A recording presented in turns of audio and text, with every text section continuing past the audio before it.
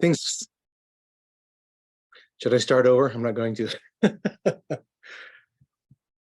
Things such as Leadership Academy are a great example of the kind of resources that we try to bring at a district level. So one of the things I just wanted to share, got to find this thing, is kind of my ideas of what we're about this year. How do we end up where we are? So if you'll indulge me a sec. Anyway, I'll do it from remote. I've got it. This is a unique time for all barbershoppers, actually all membership organizations. We're all in a rebuilding phase. Things will never look quite the way they were. It can be a little bit scary, but it doesn't mean that it's doom and gloom. We have an opportunity now to rebuild our chapters, our hobby, our priorities in ways that fit us right now. And so my encouragement to every chapter, and especially chapter leaders, is to take the time to evaluate your chapter and your membership specifically, and do the surveys that Beverly discussed, and have discussions that we outlined to understand what your group's priorities are, what you want to be and become, and then start rebuilding. I'm going to use that term specifically, rebuilding your chapter into what it needs to be for the members that you have now and the circumstances we're living in today.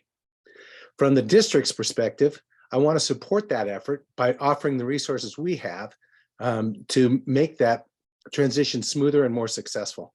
So we have a great team of leaders that have all kinds of roles and responsibilities. And we're functioning a little more in the team concept than the, okay, I'm an officer in charge, I'm the membership vice president, so I'm in charge of all things membership. No, it's not that. It's we have membership goals for every group, including the district, and we want to work together to have the best outcome toward developing membership in a sustainable way. And so we work together and discuss ideas and share resources and talents to make that happen. And that's why I asked the question earlier about, playing to people's strengths. That is a particular goal of mine on the district board, as well as throughout our interaction with chapters, to play to people's specific strengths so that they can be successful in what they do in their part of the bigger picture, which is all of our responsibility. So I hope that makes sense to you. From a district's point of view, some of our pledges include better communication with you, the members, the chapters, the leaders, and the individual singers, the directors. We have such a good and talented team. I put together, I don't know if you ever heard of this book about Lincoln. It's called Team of Rivals. And it's how Lincoln came into this really contentious time in his presidency. The country was divided and very, it wasn't good. And instead of just taking the party line and keeping all the same people on the slate that you would expect from, a partisan person taking over as president, he chose to take the best of what was available from all the people. And he put together a team of rivals. They did not always agree, but they learned to play together, and they learned that by understanding each other's priorities and differences, they could come to the best outcome for the overall country. And I'm doing the same with our group of people for the district. Some really great, strong personalities, experienced, knowledgeable people, and we're going to work for all types of outcomes for you, the members. My main priority is to support a successful and engaging barbershop experience for everybody. So communication is the first part of that. That will include the website and email blasts and other types of personal interactions at events. Speaking of events, it's been our priority for several years now to make our district events more than just a contest. We want the conventions to have something for everybody, something valuable for everybody. And so you may remember last spring, if you participated in our Rocky Mountain Harmony College, we were able to incorporate a prelims contest for quartets with that. And that brought in judges that also then turned out to be coaches and clinicians for our education programs. Turned out to be a great opportunity to get really meaty experience and expertise for that event. So our commitment is to make the events meaningful to you. And so we want to hear from you about what kind of things you'd like to have in the events that we put on a district level. And they don't have to be limited to just the two that we normally do, the district fall convention and the spring Rocky Mountain Harmony College, but everything. Add some new ones. We're talking about having some youth events that are clearly dedicated for youth events, or doing them in collaboration with other district events. Speaking of those things, there's also money available to you from the district. What, Tony? Yes. So for many years, the Donor's Choice Awards from Harmony Foundation donations in our district have been earmarked for specific uses in the district coffers. And we have quite a bit of money available for developing youth programs and doing educational outreach. So when you have a program or an idea even, or a need for youth programs or educational programs, reach out to us and we will have you fill out a simple form that describes what your needs and hopes are and what the money needs might be or other resources. And we will do our best to provide the support you need or supplement the support you need to make your event happen successfully. So I think that's the basics I wanted to say. Create your chorus the way it needs to be. Let the district support you with the many things that we have to offer, and think in a new way. Think in the way that expresses the circumstances we live under now and is going to get the outcomes for you that you want in your barbershop experience. Scott? Thank you, Tony.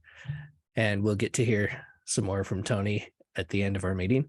But right now, I want to introduce Mark Andromedis. He's the new executive VP of the Rocky Mountain District, and he is always perpetually in the leadership of the Wasatch Front chapter.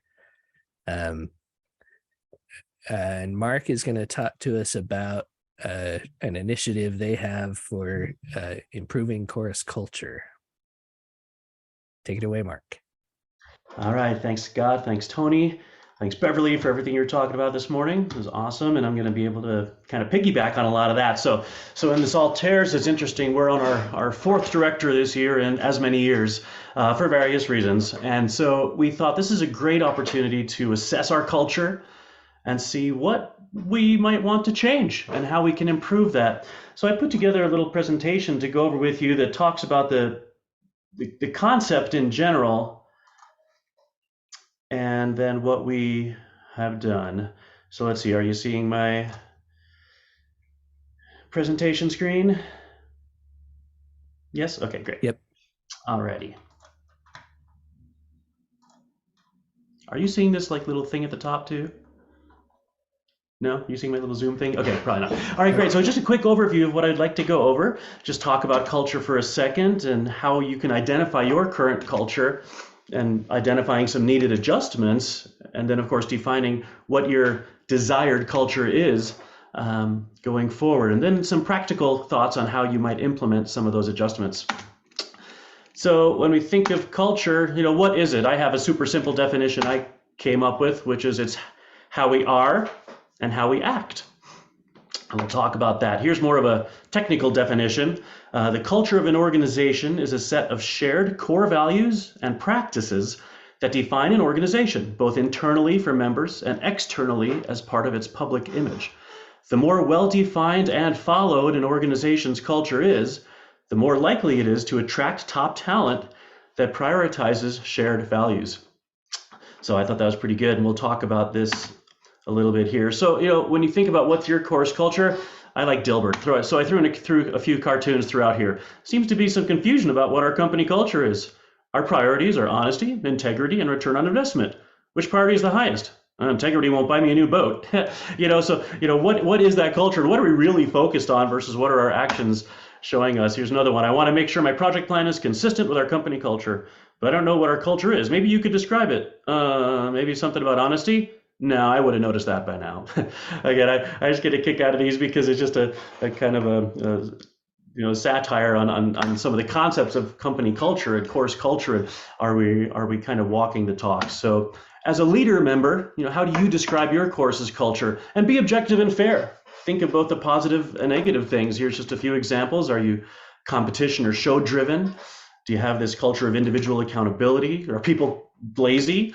Are they not learning their stuff? Or is it just fraternal? Everybody just getting along and having a fun time? Are people generally frustrated or critical? Do you have a more positive or negative focus? Are you optimistic or pessimistic about the future? Are your words and actions not in alignment? Are you a culture that just loves tags or loves food? A lot of great things that might define your course. I encourage you to think about things, again, both the positive and the negative, and then think, well, does anything need to change or improve? We need to foster a culture of innovation. Does anyone have an idea how we could do that? You could give us less work and you can stop criticizing every idea we ever have. Does anyone have a suggestion that isn't ridiculous? Hopefully, as we ponder the things we need to change and improve, all of us as leaders will be open to the feedback that we get and not like this boss here. So having that discussion is really half the battle. So here's recommendations. Does everyone communicate kindly and respectfully in your board and your leadership team, like your music team? And if so, then great. Have some sort of leadership retreat with your board and your music team to have that honest, forward-looking, solutions-oriented discussion. Just getting everybody together for a half day or something. I'll talk about what we did here after going through a few of these slides. But if people tend to be just negative and just not communicate very well, you might just want to create a survey with a very small number of open-ended questions that the leadership team can complete anonymously, and then you can gather that feedback. So as we talk about setting this vision, when you have this discussion with the leadership team, you want to talk about these two main questions. What do we want the course to be? And then how do we want the course to be? And we'll talk about those in a second, but then the key question will be, do our current actions align with that vision, right? Are we doing and saying those things that align with what we're really saying we want to be and how we want to be? I've been telling employees that our culture is our best asset. Do they pretend that makes sense? Yeah, because we have a culture of lying to avoid conflict. Are your actions and your words in alignment? In this case, clearly they're not. But so if we talk about the what, now that's a whole other discussion where we talk about what does your chorus want to be? But super briefly, we have to know what we want to be so we can incorporate that into our chorus's culture, right? So we want to define the ultimate objective or purpose of the chorus's existence. What are we working towards? What are our specific goals and how do we measure improvement? What are some of those mileposts along the way to help with that measurement? And we want to keep this forward looking. It is way too easy to look back. We do have to learn from the past, but we don't want to dwell on that, right? We want to be forward looking, solutions oriented. As we talk about the how we want to be, we want to answer the question, what core values will most likely help us achieve the what? And it's an interesting exercise to think through this and then for every individual leader and member decide if they fit with that culture. And we'll talk about things both individually and organizationally that are part of that culture. And then again, we'll want to keep it forward looking. So individual core values would be things like when we think about how our members should act, things like individual accountability for learning music, for whatever, respect for each other, being helpful to everyone in whatever role, being just simply friendly, being positive, focused, participating, doing their part. We could go on and on with individual core values, but these are things you want to ponder. What these core values will help every member help reach our objectives and fit in the type of culture we want to have. Organizational core values. How should our chorus, especially leadership, all of us, act? Things like, are we fostering continuous improvement? Do we give respectful feedback? Do we have a positive focus? Are we forward-looking? Right? Are we transparent? Why are we doing what we're doing? How well are we planning ahead? How well are we communicating with the chorus? So, and again, another, the 100 things you guys could think of that would be part of an organizational core value. So as you have this discussion and decide what those things are, of course, and the practical matter is how do you implement it? So you've identified what and how you want to be. Okay, so now what? Well, first, just synthesize and summarize all that input that you get from the board and the music team. Sounds pretty obvious. It creates some sort of vision or mission statement that incorporates the what and the how. Have you done that? If not, it's a nice exercise. Don't take way too much time in wordsmithing, right? But focus on the conceptual vision mission. You can have separate vision mission statements. They can be combined. I wouldn't stress over that, but just something that focuses on your purpose and what and how you want to be. Share that with the leadership team. Get their buy-in and additional feedback. So I'm talking to you as if you're the leader, the person kind of corralling all of this, right? And as you gather all this feedback and you take it back and you synthesize it all, reshare it with those same people who were involved in those original discussions to make sure that you captured it and that everybody buys in, or if they do have additional comments, you can take that into account. And then schedule some sort of retreat or business meeting with the chorus so you can share that with them and prepare a compelling and fun presentation. Have that presentation be a balance between content, the presenters, different presenters, singing, food, whatever will keep everybody's interest for a few hours, right? Let that be a conversation, not just a lecture. And again, keep it positive and forward-looking. And then share it, live it. We've talked a lot about culture today. Beverly talked a lot about it. And it's really about having everybody understand, buy in, and then live it. Here's some more thoughts on that. Send that presentation that you created, send it and post it on the chorus member website so people can review it. Organize every element of your chorus experience around that desired culture. We've talked a lot about that today. Incorporate that culture into rehearsals, into your communication styles, everything that you do. And of course, give periodic reminders, right? Dribble that throughout your rehearsals every now and then about certain cultural elements, things like that. Be patient with everyone, right? Especially if you're making anything that you would think is a significant shift. Be patient. The improvement never ends. We just have to have this feeling of continuous improvement, even culturally, as we're working towards that kind of a change. And it's up to all of us to lead that effort, to walk the talk, to be the ones who are being the example of the culture shift or improvement or adjustment that we want to see.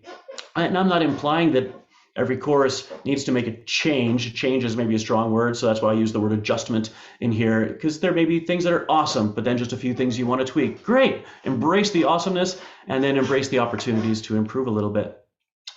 It's not a workplace, it's a wow place. How would you define your chorus's feeling?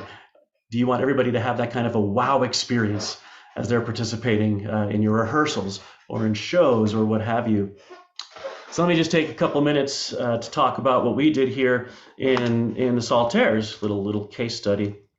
And I'll stop sharing for a second and just go back to you seeing me here. So we went through this exact experience this year. Like I say, we had a new director, and it was a great opportunity to start again. We didn't pick a big shot director who's been around forever, leading the highest level choruses type of thing. We have a guy who's been our assistant director for a while. His name is Adam Haggard. He's had some experience directing a few choruses, and we said, you know what? It's his time. Let us grow along with him. It was a very conscious decision we made. We said, you know what? We don't need to deal with the big shots anymore, so to speak, right? Let's just grow along with our director, someone who's clearly competent, right? And who knows he wants to grow, but who's passionate about what he's doing, right? So we said, let's do it, and let's have this, go through this exercise. So we did exactly that. We set a little board music retreat meeting for a half a day, had a bunch of snacks, sang a little bit, sang some tags, and went through the exercise. I led the exercise. It was a, typical business meeting type of thing, but trying to keep it interesting, trying to keep everybody involved. Everybody was really involved. There was maybe about 10 of us between the board and the music team. And, we had some basic questions we wanted to answer, which are the two main questions I shared with you guys. What do we want to be? In our case, we're a competition-oriented chorus, but we love doing shows as well. But since we have that competition thing, we did have some metrics. We had some. Well, I'll get to that in a second. Yes. So we talked a lot about the whats. We talked a lot about the hows, how to get there. As we defined the what and talked about being competition oriented. And then we talked about metrics. It was really interesting trying to have the discussion of, okay, what are our mileposts along the way? How are we going to get to what we want to be? It was like there were so many tangents. I mean, we got a lot of storytellers. We got guys who just go all over the place when they're talking. And there was a point where I had to say, okay, I got to the whiteboard and I said, here's what I'm getting at for this particular thing. I actually put some columns up on the board. What are the metrics? What are the goals we're trying to set? Because they were talking about sorts of, good things, but just wasn't focused. So sometimes you guys are going to have to take that let's say, responsibility to focus the discussion, and that's great. And so we did, and we set some specific metrics that were, we had metrics for score, for membership numbers, for audience numbers, and bank account numbers. Right? We just happened to pick those 4. We could have picked others. Those were the 4 that we had that day. And then we talked about all the cultural things, all the hows, and so that was a nice long discussion. I took it all back after that half-day meeting and synthesized it all. I mean, I just took that upon myself as the president of the course and said, I'm going to synthesize this, send it back to everybody. Did that, make sure I had everybody's input, kind of put a vision mission statement together that I proposed to them, which was pretty basic. And it was this, like for us, this is what I synthesized it down to, which was just pieces of the whole day, but it said to bring joy to members, guests, audiences, and the community through outstanding a cappella singing and sincere friendship. Right, we came up with that. Everybody thought, cool, we like it, And then we had a chorus retreat about a month later, about a month after our board music team retreat. So we had time to synthesize it all, and I had time to put together a presentation for the whole chorus. And we invited them and went through that. Now, as part of that retreat, we like I said, we did a bunch of singing. We learned a new guest song to sing to people as part of the culture improvement. We wanted to have a guest song that we would sing to people, so we did that. Just Hi Neighbor, right? A basic one. We had the director take some time to talk about music program. We went over our chorus website a little bit, but again, we integrated with various singing activities and food and lunch. So it was fun. It was it was like a 4 or 5 hour thing, and we just had a good time with everybody. Now we're through 2 whole rehearsals this year because we kind of have a seasonal thing where we took off November and December and we started again in January. And so we've gone through a couple of rehearsals, but it's been great because there's been so much planning, and with our new director who's younger and more willing to learn and do things and improve, it's just been the most awesome experience now to have rehearsals that are well planned. There's not 2 huge egos, right? We're all participating somehow in the rehearsal. We're very driven. We're very focused. We're very time conscious. We're not getting on tangents. We do have time for guys to give business and other things, but and now we're at the stage where we have to have these continual reminders scattered throughout our rehearsals that just say, remember, here's what we're looking at. We haven't printed it yet. We're going to have a board with our little mission vision statement up there and then our cultural elements. And so these are things we're still developing because we're in the middle of it. But it's been exciting so far. And I just see so much great potential for this to make sure that every experience that we have, as you talk about those defining moments, that every experience, every interaction is a wonderful interaction, that it's a wow culture, that we love going to rehearsals, that afterwards we feel great, that we feel uplifted and motivated somehow. There might be some work to do, but that's why we're in it, right? We want to improve and we want to grow. So with that, I just want to thank Tony and Scott for giving me some time here to share a little bit of our experience, and just wish you all the best as you think through this as well, and see if maybe now's the time to go through this activity in your own chorus. So thanks, everyone. Turn it back to you. Thanks, Mark. Awesome, Mark. Anybody have any questions for Mark before we move on?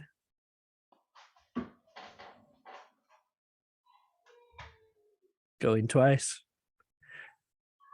All right. Thank you, Mark. Next up, we have Jaron Packer, who is Jerone Packer, maybe. I love it. He's the director of Northfront Sound, which happens to be my course. And he's going to talk about quartet culture, how a quartet culture can improve your chorus. So take it away, Jaron. You got it. I was selling door to door in Las Vegas years ago, and I had a name badge on, and the guy's just like, "Is it J.A. Rom?" I was like, "Yes, sir. This is J.A. Rom." So I answered whatever you want. So thank you. I appreciate the time, Scott. We've been doing a lot with quartet culture, specifically over the last 6 months. But as I had mentioned earlier, I've been doing this for about a year and a half now, as a new director. And so there was a lot, as Mark said, with a new director, there's a lot to pull from other people and a lot of things to learn. And so most of the things I'm about to share were not my idea, but just something that our chorus and our board and other members have done to help build the culture of quartetting and how we use quartetting to be able to advance our chorus and to bless the members. So there's three main things that I would say that we, or three purposes that we are try to achieve or have been able to achieve by quartetting. Number one, I think this is probably true for many, but just memorization creates some pressure. And so oftentimes if there's a song that we, or a piece that we'd need memorized a couple of weeks before at our rehearsal or our meeting, we'd ask everybody, say, hey, next week we're going to do this activity, and I'll explain what some of them are, but just to put a little pressure under those our members to just do some extra practice in between, knowing that they're going to have to stand in front of other people and sing. I don't think we've ever, in fact, I think we've been pretty clear that nobody will ever be made to sing in a quartet if they don't want to. But we've created a great culture where everybody kind of just does it. We've got two young members of our chorus that are both 13 or 14 years old, who have both participated in these quartets, that were really, really nervous. But when they saw all these other people getting up there super nervous, help them to make lots of mistakes and laugh through it. And that when people are quartetting in front of other people and they start to forget things, the chorus kind of throws out notes for them.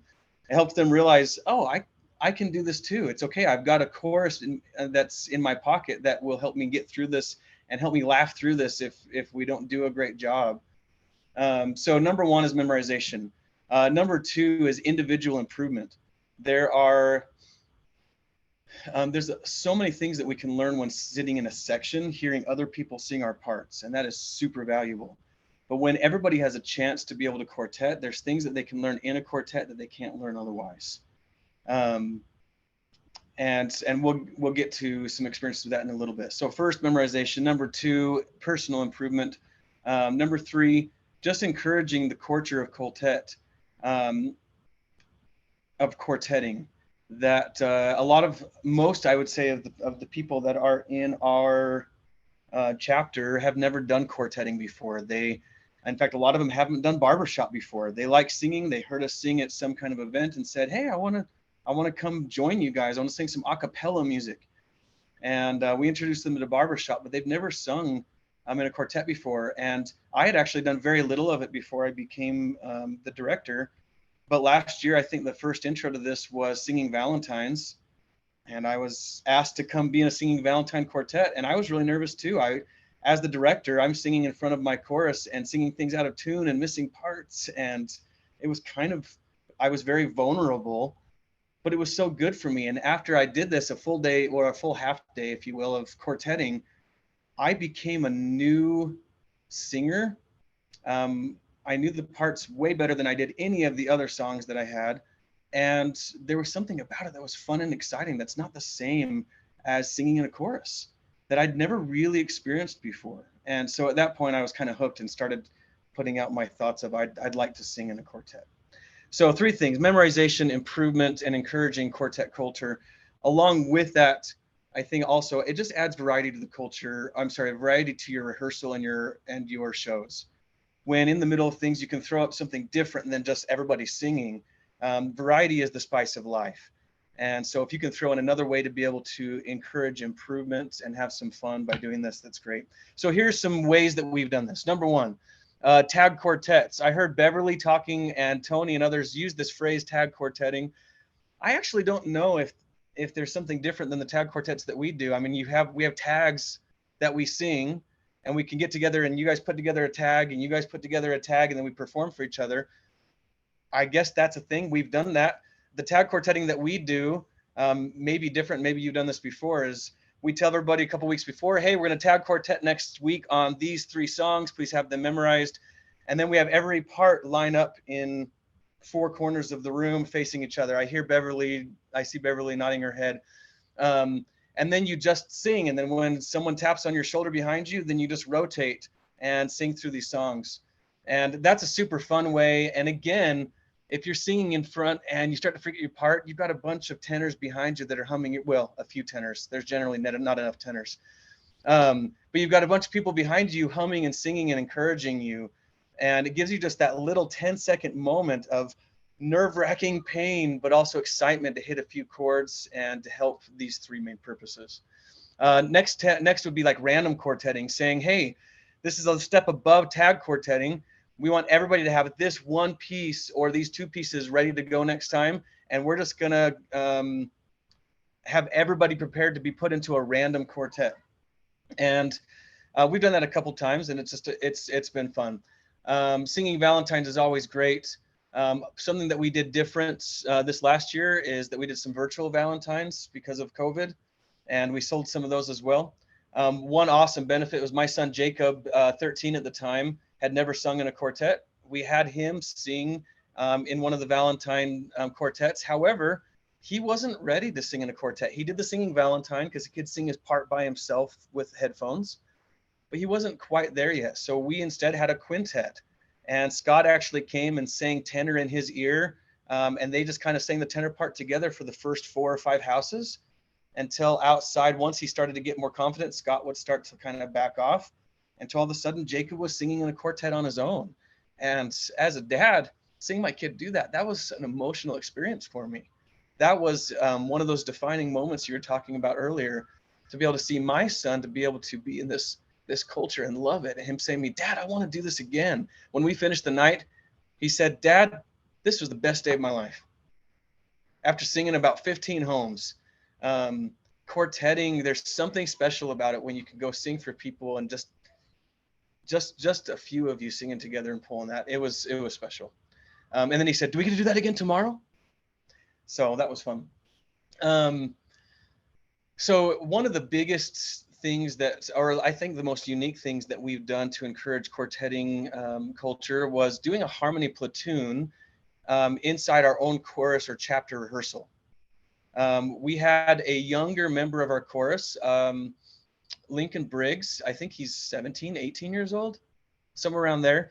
And he did at contest this last year, he did harmony platoon for the first time, had all of his pieces memorized, rocked it, did awesome, had a great time. And afterwards, I was just telling everybody about how exciting it was. And so a few members of our board and myself approached Lincoln and said, hey, would you mind running a harmony platoon in our chapter and having a competition? It took up a majority of our rehearsal that evening. But we started by having him getting up and explaining to the whole chorus, here's what harmony platoon is. Everybody put in their names into a hat, pulled out the names, and then we gave them 30, 40 minutes to be able to go rehearse, to pick from a group of songs we wanted them to have ready, to go rehearse them in their quartet. And then we invited Claudia Bigler from Logan to come down and judge our harmony platoon. And then everybody got up and performed afterwards. She would give them some critiques, which was probably one of the better parts of that. It wasn't about the winners, but that each one of these groups got some critiques from her for positive and then some things to work on. And then at the end of the night, there were some fun awards from Casey for the winners. And I think everybody had a fantastic time. What did this do for us? My daughter Leah's come to join. Daddy. As long as you're quiet, okay? What did this do for us? Well, I think talking about the 3 purposes of quartetting culture came into play. Number 1, it really enhanced memorization. And as well as not just memorization of words and parts, but giving them an opportunity, 40 minutes to practice as a quartet, really helped them to learn to be able to lock in those notes with another part and to listen in a way that they couldn't have before, which is number 2, that improvement side. Lastly, that's encouraging quartet culture. From that time, we've had several quartets spring up in our chapter that didn't exist before. In our Christmas show, we ended up having, I think, 3 new quartets that had never sung together before perform for our show. I think coming up, we've got 3 or 4 new quartets that plan on competing at contests this fall that have never sung together before. And it's just become something that is new and exciting for people, that they're willing to venture into a place where they haven't before. And I think it's greatly improving the sound of our chorus as a whole, as well as just the environment. I think as Beverly had talked before, and somebody else, about the idea of everybody needs to have a job. Everybody needs to have something. It's more than just standing on the risers, right? If they can get themselves as part of a quartet or some kind of responsibility somewhere, it makes them feel more involved and that they have a place where they belong. And I think quartetting has been one thing that's done that for us. So I'll turn the time back over to you unless anybody has any comments or questions. Thanks, Jaron. And as Gus points out in the comments here, Lincoln was in the winning quartet at Harmony Platoon at the fall convention, 17 years old. That was awesome for him. Anybody have any questions or comments for Jaron about quartetting?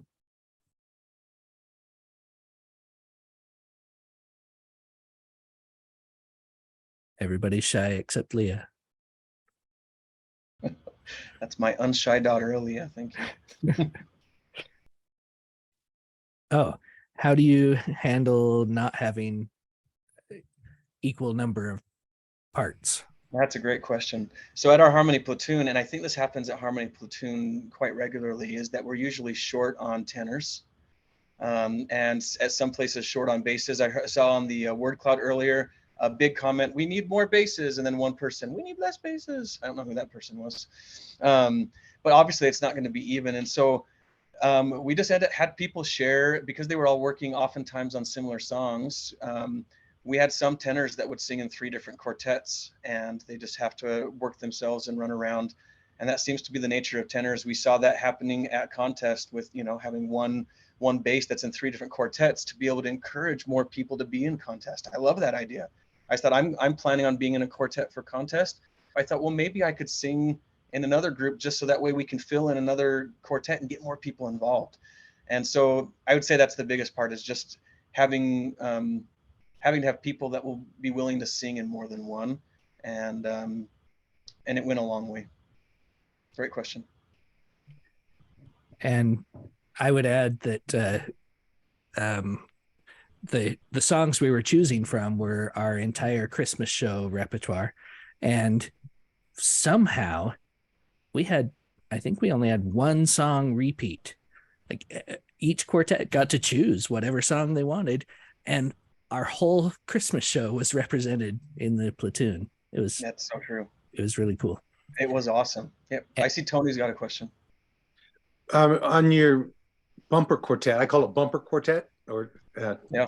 If you're doing tags, I think it's good opportunity for people to try a new voice part. So if you're lining up and then you hear the tag, do the same tag like 3 or 4 times with different combinations as they bump out, someone might jump over to the tenor line and give it a try, or really get brave and go down to baritone. You never know. So I think that's a good way to encourage that personal improvement and quartetting culture, is to have people try something other than they're comfortable with. I love that, Tony. Scott is doing that regularly in our bumper quartets, and a few others, and Bart, if you know Bart. That's because he can't decide what part he's on, huh, Scott? Well, it's the only time I ever get to try bass. Bass. Yeah. All right. Thank you, Jaron. You're welcome. Thanks for having me. Yeah. Next up, we are going to hear from the inimitable Jim Clark from Harmony Foundation and from Colorado Springs here in the district. Jim. Good afternoon, everyone. There he is. Hey, buddy. Good. You can actually hear me. Yay. Sorry, I'm up here in the mountains at the moment, so hopefully I don't suddenly cut out here. It's the communication is sketchy, as has the tendency. So just quick updates coming from the foundation. For those of you who are donors to the foundation, or if you've seen other communications, you may have seen here in the last week that the foundation is going through a system conversion right now.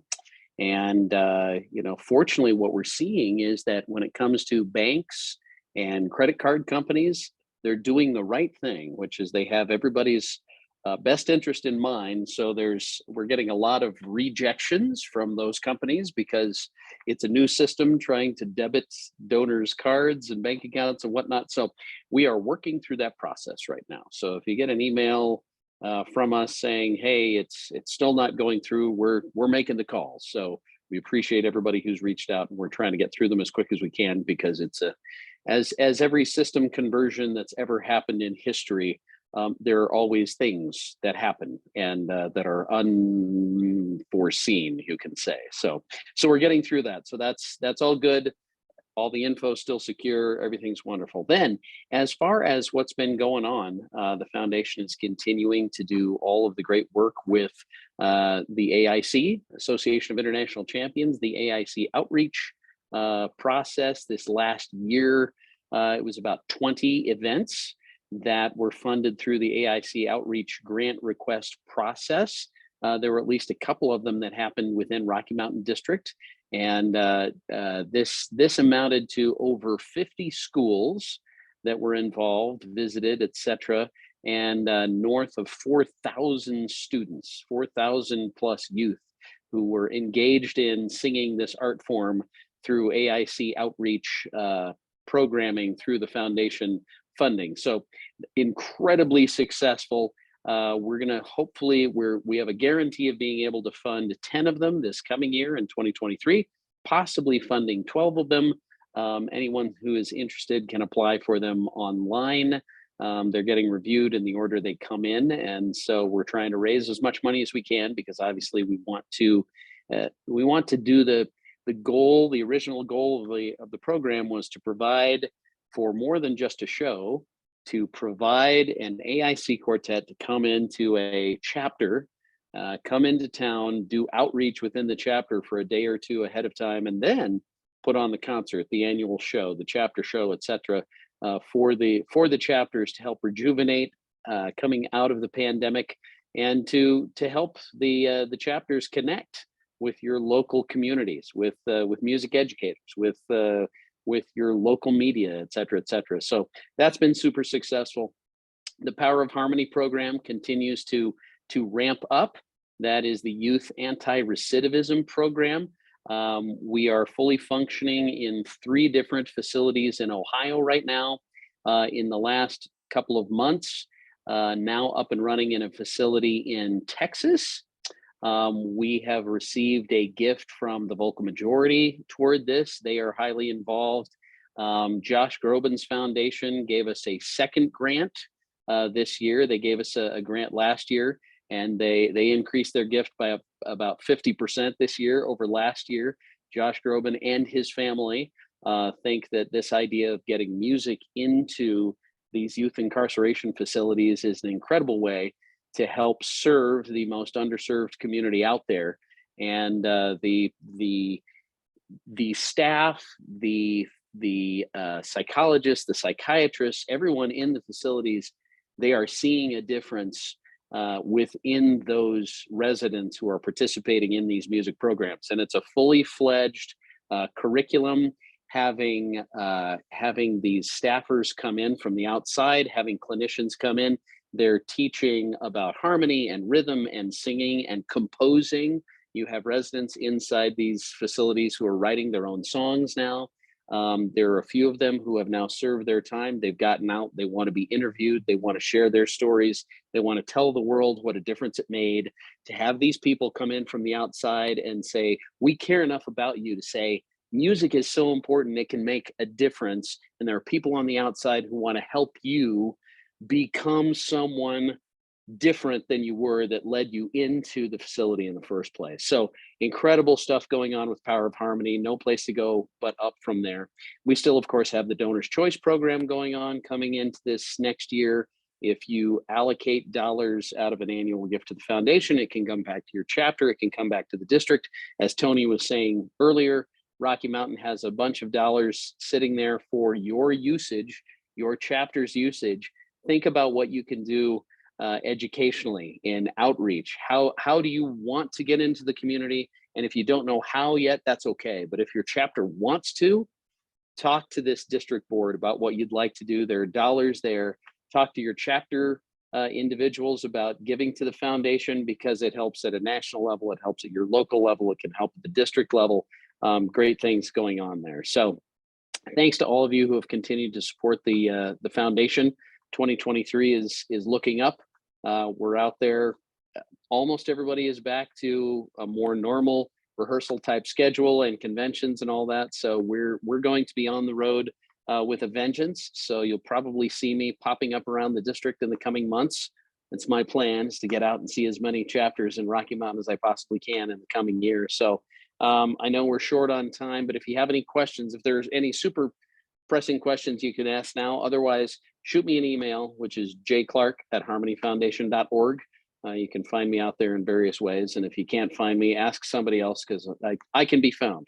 So thanks for the time today, Rocky Mountain. So glad there's so many people here for the Leadership Academy.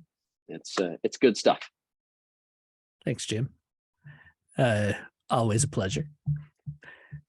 All right. And to wrap us up, we'll turn the time over to Tony Sparks. Cool. Well, I think we have enough time for if you have a particular story that you'd like to share of success, or a particular concern that kind of didn't get addressed, we still have a few minutes that you can bring that up. I think I'd just like to open the floor for a second for you to interject something you might want to share with the group that's worked well for you in any of the areas discussed today or not, or any concerns that you have. I'll just give you a couple minutes to do that.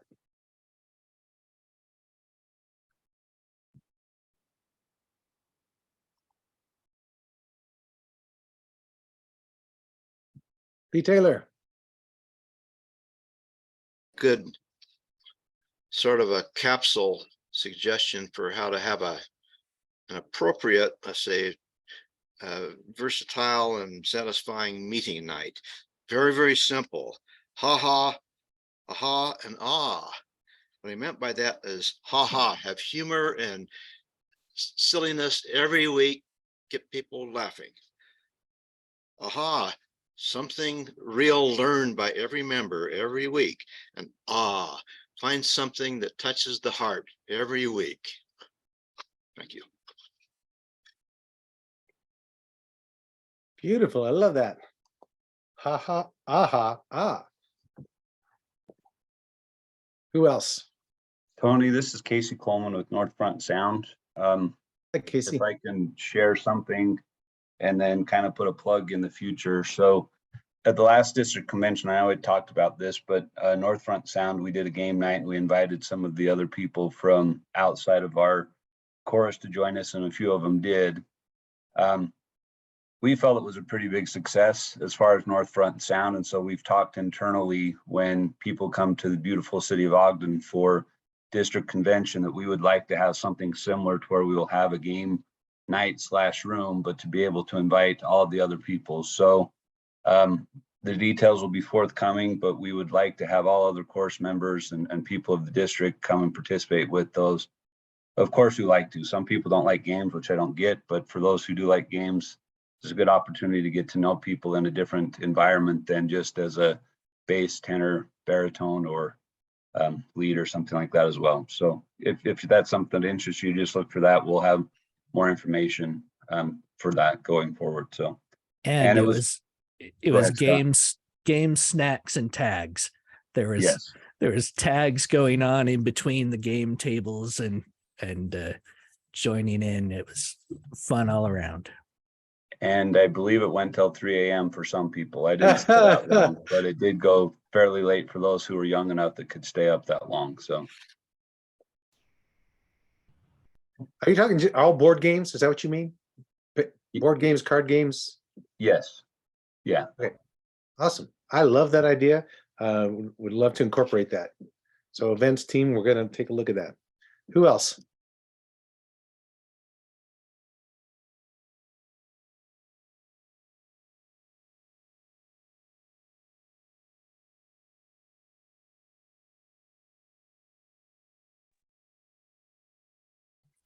Well, I'll give another plug. Okay. Our chapter has the privilege of hosting the convention this fall in Ogden, and we're hoping to do some fun stuff. One thing we're planning to do is have a chapter show on Thursday night, right before the convention officially starts. So we invite everybody, come in a day early, come enjoy some barbershop the night before the convention. Sweet, will do. All right, guys. The last thing I would like to say is we want to keep our communication open both ways, not just with us posting everything you need to know, but listening to what you had to say. So I encourage you, first of all, to go to the newly revised rmdsing.org website. It's way, way better than it used to be. It's current. There's lots of information you can find there and links to resources, ways to contact us. So please go to rmdsing.org regularly, often and frequently. Also, please don't ignore emails from the district. We will pledge to you to not flood your mailbox with frivolous stuff, but when we send stuff, please at least open it so we can have an opportunity to reach you on important matters. You can close it again right away, but we have ways to track when emails are read, and we know we're at least reaching people out there. If you don't seem to be getting emails, you can contact us through the rmdsing.org and make sure we add your email address to the list, and we will make sure you get the information you need. And finally, the notorious BHS Member Center is also a resource that has just about everything from the society's realm available to you, including things for how to, a chapter show manual or officer manuals or bylaws, sample bylaws, and not just documents, but great information about membership, where groups meet, what night. And so you have to activate your registration with a username and password, but once you're in there, that's your main connection with the society. I encourage you to activate that and look there periodically as well. Scott, anything else for the good of the cause? Come to Harmony College. Oh, thank you. April 12th, 13th, 14th, is that it? I think it's that. The dates are on RMD Sing. Oh, it's 21st and 22nd. 21st, 22nd, same thing. In beautiful downtown. Well, I don't know, not downtown. In beautiful Cheyenne, Wyoming. Cheyenne, Wyoming, yes. What's the hotel? Little America. Thank you. Yeah, that will be a great one. So be watching for information about that too. There'll be a prelims contest again there, a similar format to last time, and building on the successes of our last spring convention. And lots of educational offerings that are going to help you improve individually and can help your chapter. So encourage everybody to come benefit from that. So let's thank everybody that helped put this on today. Scott and Bruce in particular for the organizational parts.